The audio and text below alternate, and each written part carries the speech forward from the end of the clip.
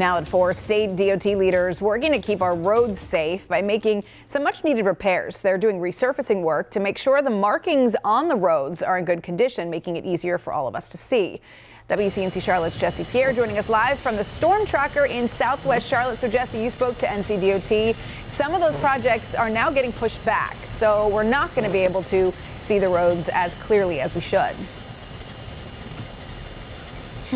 Yes, it's getting pushed back a little bit longer just because, you know, the cold and wet weather doesn't make a good conditions for the work to be done. Now, I'm not too far from the Charlotte Outlet Mall, and I'm gonna flip the camera over, and you know, this is the I-485, and you can see like some of the lines are pretty faded, and you know, with the rain coming down, and if you think about, you know, looking at these lanes or the markings at night, it's even harder to see. Now, NCDOT was hoping contractors would get to those resurfacing projects this week, but it's going to have to wait until the weather conditions approve.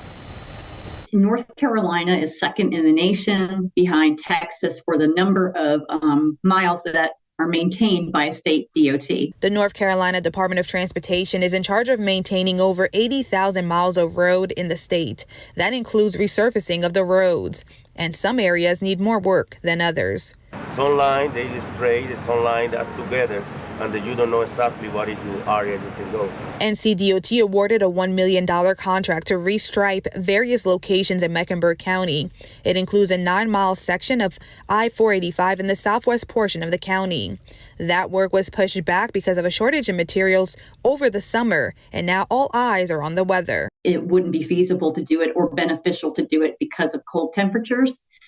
We need to have certain temperatures to put down this type of material. So it's got to be, for some, maybe at least like in the 40s and rising. Jennifer Thompson with NCDOT says seasonal limitations start November 15 and go through mid-March. Now, that's not to say, though, if we get a nice stretch of dry weather that's warmer, you know, unseasonably warm, we'll definitely permit contractors to go out there if we already have a project ready to start. Thompson says the work primarily happens at night when there is less traffic. She said contractors are aiming to get started with the resurfacing projects after Thanksgiving. But the hope is maybe we can get some warm weather and be able to address it all before the end of the year. But again, we're at the mercy of, you know, cold weather and any precipitation that we receive.